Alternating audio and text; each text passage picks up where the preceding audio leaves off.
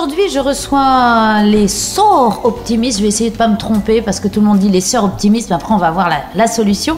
Donc, Théa Frogier qui en est la présidente. Bonjour Théa. Bonjour. Et Anne-Marie Pommier qui est membre depuis longtemps. Oui, bonjour. Alors, Anne-Marie, tu vas m'expliquer ce que c'est qu'une sœur optimiste et non pas une sœur optimiste. Alors, une sœur optimiste, c'est un membre d'un club qui a été un club service qui a été créé en 1921.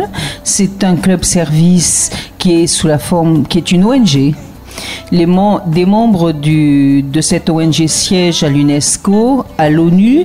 Nous sommes consultés dans des instances à Genève et c'est une ONG qui a des représentants dans le monde entier et qui est constituée de fédérations. Nous faisons partie de la Fédération de l'Europe et nous sommes, le club est membre de l'Union française. L'Union française qui comporte 125 clubs répartis en France métropolitaine et dans les dom-toms. Dans les dom-toms, il y a 17 clubs et bientôt un 18e. Alors, que veut dire sœur optimiste? Sœur pour le meilleur. Sœur pour le meilleur. Alors donc c'est un beau terme qui a été trouvé. Est-ce qu'il n'y a que des femmes? Il n'y a que des femmes. C'est un club de femmes.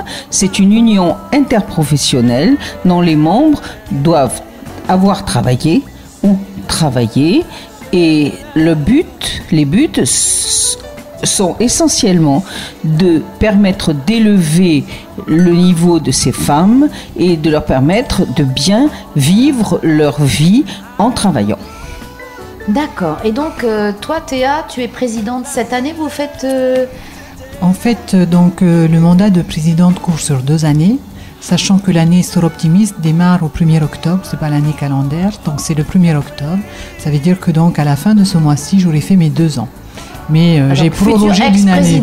Non, puisque j'ai accepté de proroger d'une année exceptionnellement pour permettre à la prochaine présidente de se préparer à prendre ce mandat. Oui, parce que présidente d'un tel club, en fait, d'une telle organisation, c'est quand même compliqué, non? Vous avez beaucoup d'actions? Disons que c'est un engagement en première partie, vraiment, véritablement.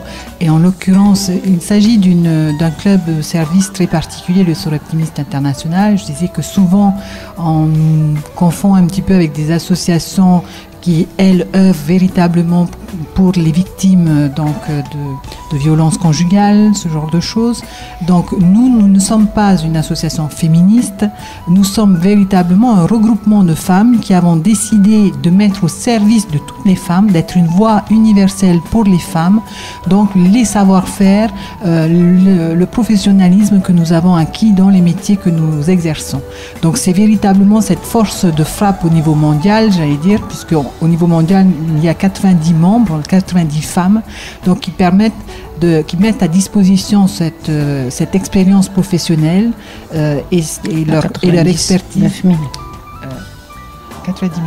Ouais. Oui, je pensais qu'il manquait 1 000 après 90. Pardon, 90 000. Anne-Marie suit, c'est bien. Voilà, 90 000. Très bien, c'est ma marraine au niveau du club. Donc, voilà.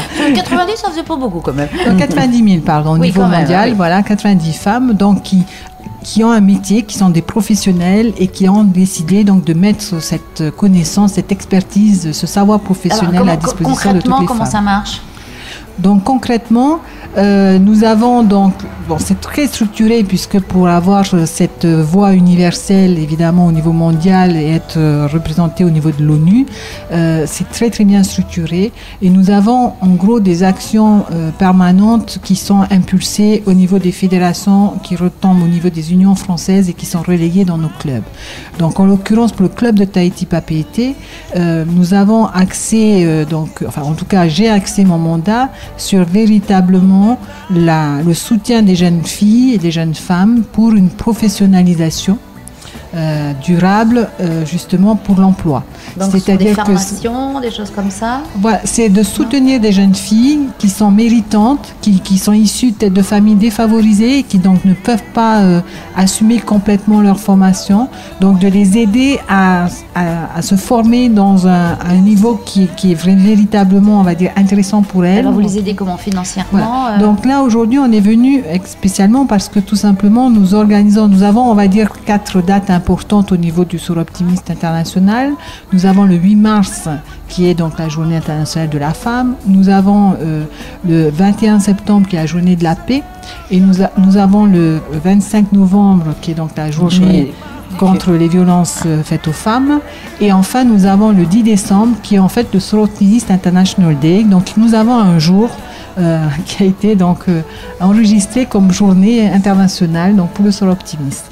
Donc ces 4 dates clés nous conduisent à mener des actions et là en l'occurrence nous venons parce que nous organisons un concert caritatif à l'occasion de la journée de la paix et ça se déroulera donc le vendredi 20 septembre à 19h30 à la mairie de Pirée.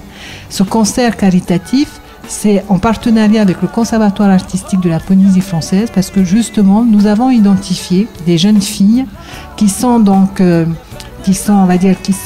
intéressées par une formation musicale classique et traditionnelle mais qui sont issues de familles en vue d'en faire leur métier.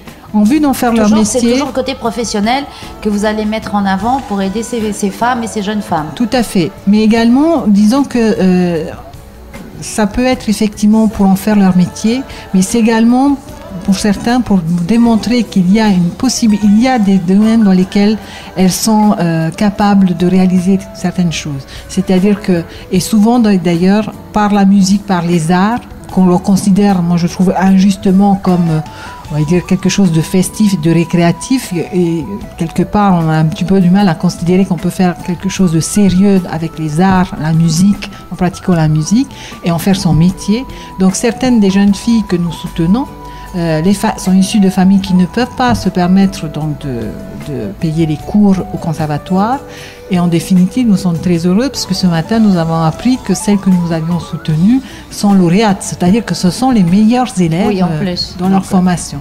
Donc ça démontre bien qu'il suffit de pas grand-chose, un petit peu de soutien et un petit peu aussi de confiance en soi pour se développer et s'épanouir et en faire un métier, en tout cas nous l'espérons plus tard.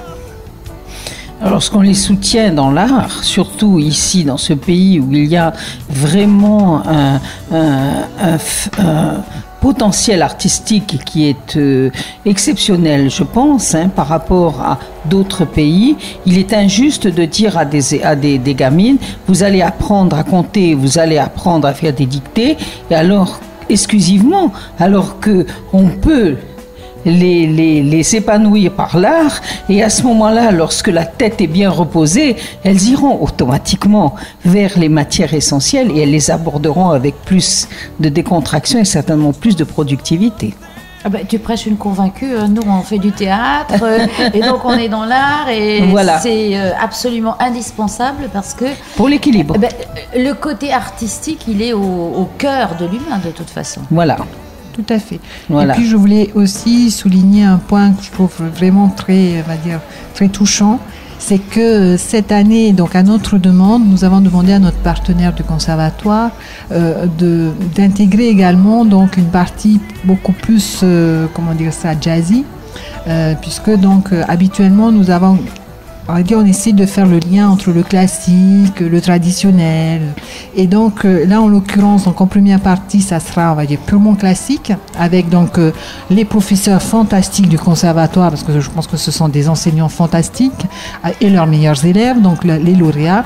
Et en deuxième partie, donc nous avons également des chanteurs locaux, et notamment donc Monsieur Andy Tupaya et ses amis. Que nous connaissons bien ici. Voilà, donc on n'a plus à vanter la voix d'or qu'ils peuvent avoir, donc qui gracieusement nous font l'honneur donc de contribuer à cette seconde partie.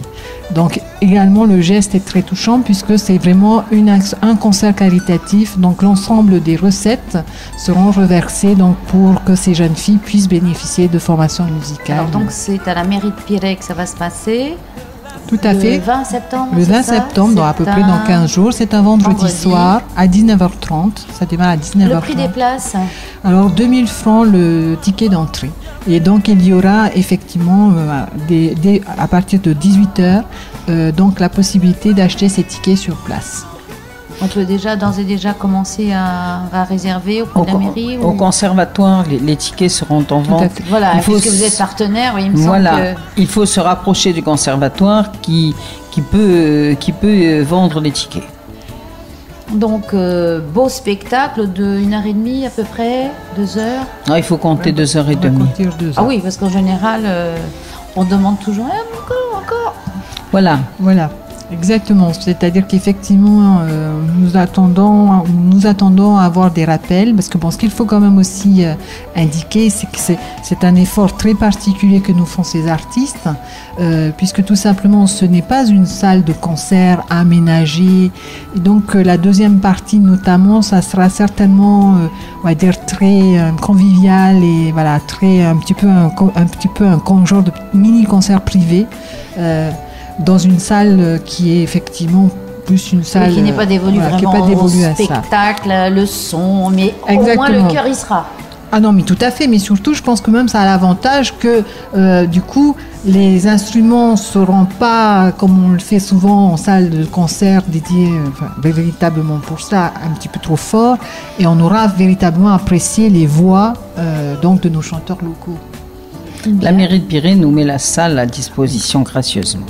Ah, tout à fait. C'est effectivement... aussi, parce que c'est pas toujours évident de trouver des lieux de spectacle. Voilà. Tout à fait. Donc la mairie de Pirée est également partenaire, donc en mettant à disposition gracieusement la salle. Et nous avons également 2 autres partenaires qui sont donc Musique en Polynésie, puisque donc il y a le déplacement d'un piano, et donc le piano nous est prêté gracieusement par Musique en Polynésie, et Musical de Tahiti.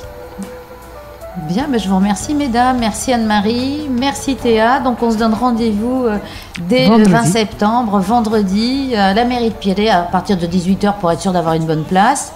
Et puis on fait une bonne action en plus. On se fait plaisir, on fait une bonne action. Voilà. Tout à fait. Merci. Voilà, merci de nous avoir reçus.